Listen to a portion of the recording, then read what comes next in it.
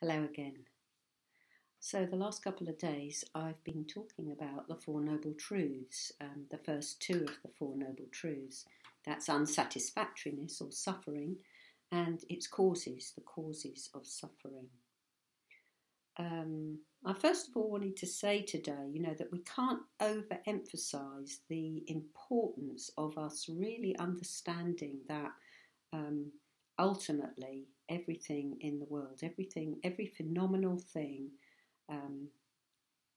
is ultimately unsatisfactory. We shouldn't get overpowered by that. It's like there's a lot of joy in life, and so should there be. There's nothing wrong with us wanting to be happy or to not suffer, but we need to understand suffering at a very deep level, and so we can't ignore it either. And it's worth asking ourselves the question, when we can obviously find that we are suffering, why am I suffering? Why is it that I'm experiencing this suffering? Is it something that I can't change, that I can't do anything about? In which case, we have to find a point of acceptance, a point of letting go of wanting everything to be different. So yes, there are a lot of events in our life that we can't control, and that we have to come to terms with, you could say, in some respect.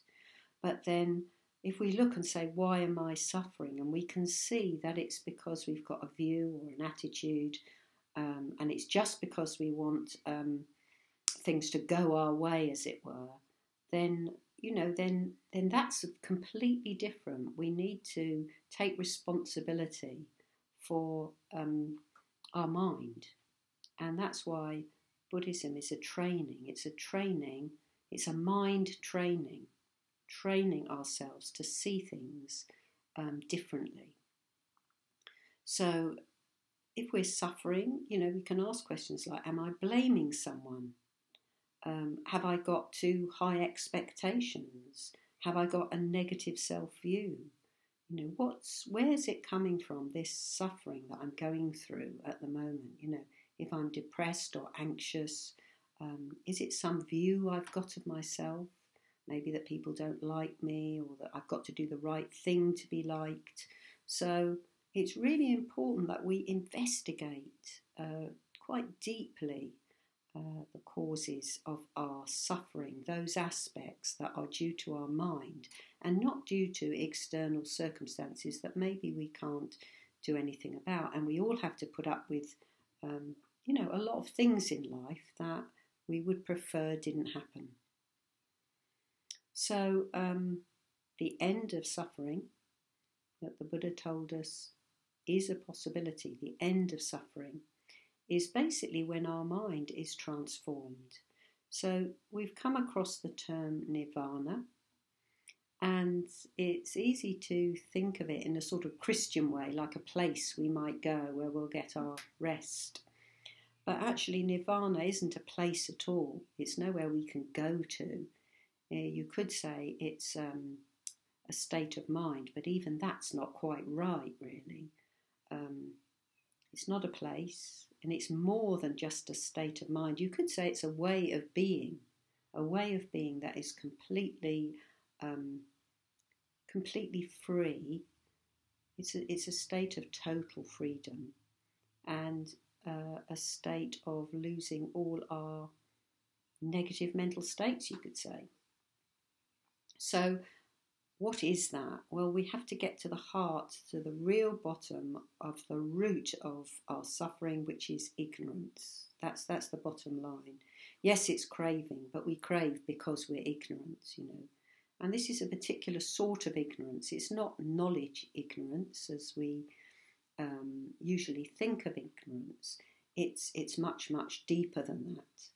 So spiritual ignorance is not being able to see things as they truly are.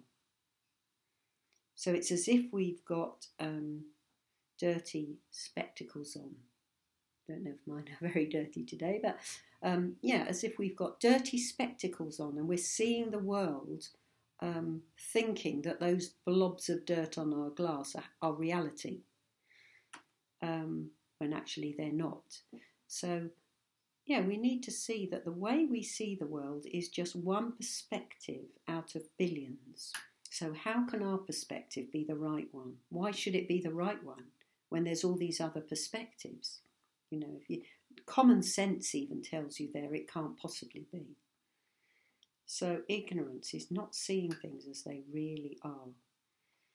And when I say seeing, it's a very deep level of seeing.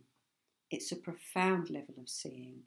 It's a direct seeing, absolutely direct, without working it all out, you know, without having thoughts about it. And this wisdom is prajna in Buddhism, prajna, wisdom. So it's a particular angle on seeing. And this wisdom is free from all our ideas, it's free from our views and our assumptions, it's free from all our particular personality that make up, that are a combination, you could say, of all those assumptions and conditionings that have brought us to this time in our life. So accumulating knowledge in the usual way will not free us. You know, it doesn't matter how many books you read on Buddhism, that's not going to do it. You can't penetrate to wisdom in that way. Of course it'll help. We've got to get clear about the Dharma. That's very important. But that in itself is not going to do it. And that's why the Buddha indicated that meditation is the most direct way that we are going to get to know our mind, that we're going to see through the unreality of the way that we see. And so how do we do this? How do we penetrate to wisdom? Well, yes, we meditate, and I might say more about that another time, but also I'm going to include the fourth noble truth here, which is the way leading to the end of suffering, and that of course is the Noble Eightfold Path.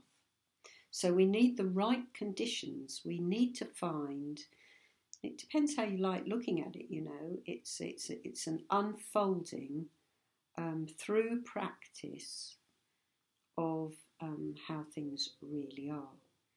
So there's a path, and that path is sometimes known as the middle way. And it's known as the middle way because it's neither extreme austerity, so you might remember that the Buddha tried all that and it didn't work. So extreme austerity does not lead to enlightenment, but neither does blobbing out, and neither does just giving ourselves an easy time. It requires effort. So, yes, the beginning of this Noble Eightfold Path is to have the right view. We need to be, it's like having a clarity, so at least we understand that actually we haven't got the right view at the moment. You know, we haven't got what Sangharakshita calls perfect vision. So it's more usually called right view. So, for example, mundane right view is the law of karma. We need to see that actions have consequences. And, you know, we need to really explore that and really see that our actions have consequences. Sometimes the Noble Eightfold Path is divided into three sections, as it were. Those 8 are of ethics, meditation, and wisdom. So the ethics aspect of the Noble Eightfold Path consists of speech, right action, and right livelihood. Right speech, right action, right livelihood. So this is talking about us reorganising our lives so that we become more ethical, so that, you know, whatever work we do isn't causing harm, isn't taking advantage and manipulating people and so on. And so this threefold way of looking at the Noble Eightfold Path. So that's ethics, speech, action, and livelihood. So there's lots to say about each of those. You can look that up. And then meditation. And the three that refer to meditation are right effort, right mindfulness, and it's sometimes called right concentration. That's samadhi. And yes, you can't overemphasize the importance of meditation, whatever meditation it is, as just learning how to be with our own mind.